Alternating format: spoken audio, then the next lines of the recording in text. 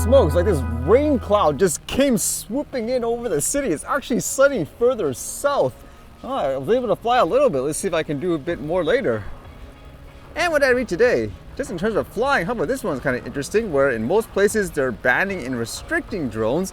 Apparently in the UAE, they're saying they're going to allow, I guess, more of them. This one says, ban on drone operations eased by UAE authorities. As it says here, the flying of drones will no longer be banned in the UAE following an announcement by the Ministry of Interior on Saturday.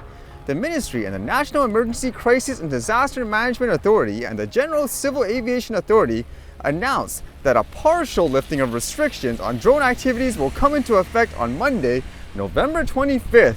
This plan prioritizes the safety of airspace and ensures the protection of society, individuals, and property, the ministry said in a statement. The General Civil Aviation Authority is introducing an online platform for drone users. Officials said those planning to operate drones must familiarize themselves with all the requirements through the UAE Drones app or website. So that's pretty common around the world so far anyways, getting people to take, let's just say, some kind of little test or having to use these apps and so forth. It says this interactive hub aims to simplify registration, regulate drone usage, and provide clarity on operational guidelines. By centralizing all procedures, the platform ensures greater convenience for users by involving all related entities under one system. The first phase of the removal of the restrictions will apply to companies and government agencies. This will then be expanded to other users, including amateur drone operators. The timeline will be revealed at a later date. So I guess that's good, as initially it sounded like it could have been potentially only officials using drones and so forth. And it's kind of interesting actually reading this point here. It says, all drone related incidents that cause harm or pose risk must be reported through the platform via its incident report section. Saying, quote, this reporting system is designed to improve drone safety standards while upholding the security of individuals and property. Now, why that's kind of interesting is because, as you know, in a lot of places, they treat every single drone as the same thing. It doesn't matter how big it is, even if it's a toy, like in terms of incident reports. Let's just say you're flying something like an FPV toy drone or something like that.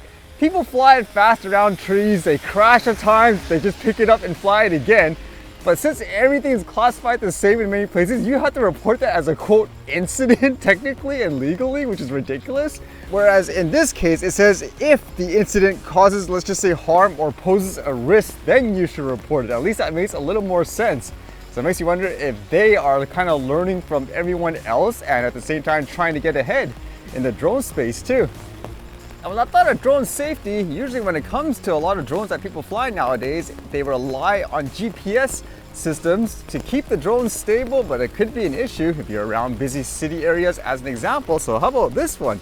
This one says, Neuromorphic camera helps drones navigate without GPS. High-end positioning tech comes to low-cost UAVs. There's a lot of drones actually that do that nowadays. They don't 100% rely on GPS positioning, which you'll need if you're flying indoors, just as an example. As it says here, satellite-based navigation is the bedrock of most modern positioning systems, but it can't always be relied on. Two companies are now joining forces to create a GPS-free navigation system for drones by fusing neuromorphic sensing technology with an inertial navigation system. As they explain here, INS use sensors like accelerometers and gyroscopes to track a vehicle's location from a known starting point. However, small measurement errors accumulate over time and can ultimately cause a gradual drift in positioning accuracy. Visual navigation systems use cameras to scan the terrain below an aircraft and work out where it is, but this takes considerable computing and data resources that put it out of reach for smaller, less expensive vehicles. A pair of navigation technology companies has now teamed up to merge the approaches and get the best of both worlds. NILEQ, a subsidiary of British missile maker MBDA based in Bristol, UK, makes a low-power visual navigation system that relies on neuromorphic cameras.